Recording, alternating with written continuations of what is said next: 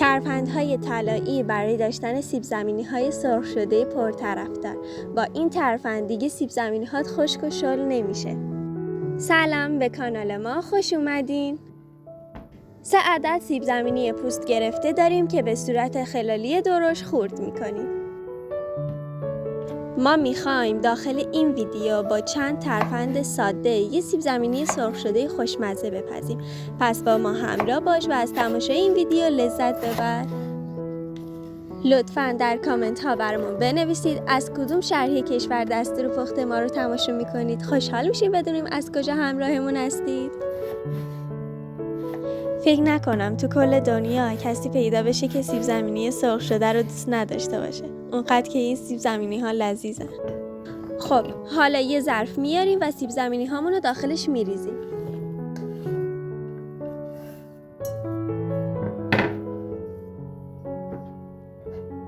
آبم روش میریزیم.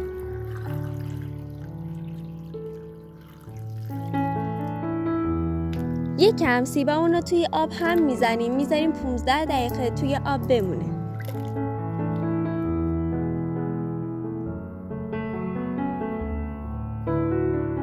بعد از 15 دقیقه از آب بیرون میاریم و روی یه دستمال تمیز میریزیم تا خوب خشک بشه.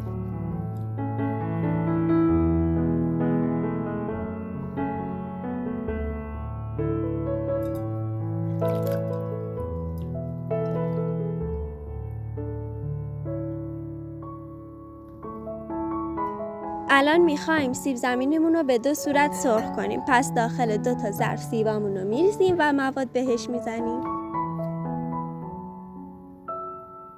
راستی کانال ما رو سابسکرایب کردین؟ اگه هنوز سابسکرایب نکردین لطفاً دکمه سابسکرایب رو بزن و زنگ اعلان ها رو فعال کن تا از دستورهای پخت بعدیمون با خبر بشین.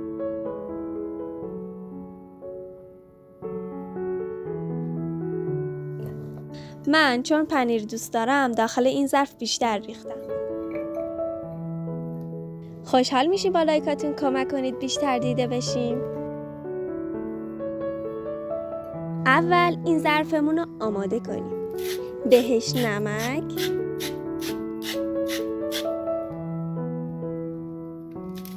فلفل سیاه میزنیم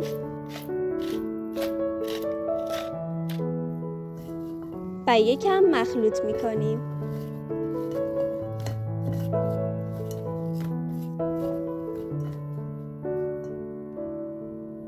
حالا یه قاشق غذاخوری سس مایونز میزنیم و خوب هم میزنیم تا به خورد سیبامون بره. دوستان این ویدیو رو با دوستانتون به اشتراک بذارید و ما رو به دوستانتون معرفی کنید. ممنون که همراهمون هستید.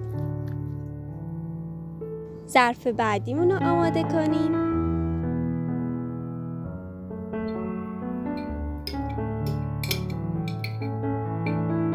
یه قاشق غذاخوری سس مایونز بهش میزنیم.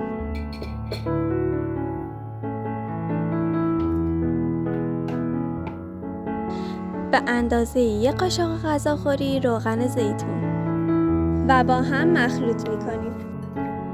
فکر کنم ظرفم یکم کوچیکه. لطفاً از ظرف مناسب استفاده کنید و مثل من انجام ندین. خب قشنگ مخلوط شد و سس و روغنمون به خورد سیبا رفت. حالا یکم پاپریکا و نمک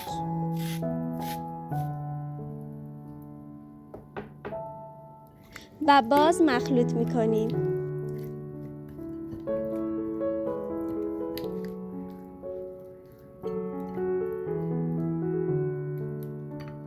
بریم به قسمت جذاب پختمون.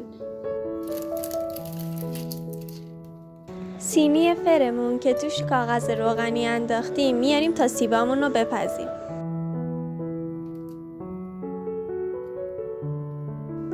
میتونید یه بار سیبای سس زدمون رو بپزیم و یه بار دیگه سیبای سس و روغن زدمون رو. ولی من هر دو با هم داخل سینی فر میچینم و با هم میپزم. تقریبا نصف بیشتر سینی سیبای سس زده میذارم.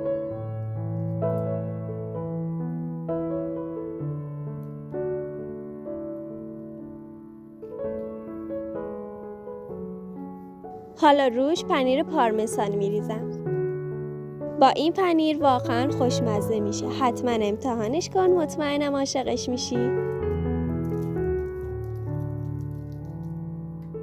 حالا سیبای روغن زدم و میچینم و بعد میذارم داخل فرن.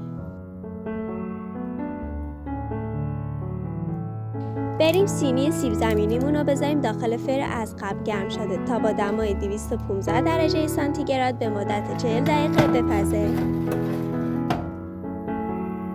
و این خوشمزه ها آماده شدن و تمام. درست کنید و از خوردنش لذت ببرین. ممنون که همراهمون بودین. لایک و سابسکرایب یادتون نره. دستور پخت بعدیمونو حتما ببینید. خوراک خودتونا.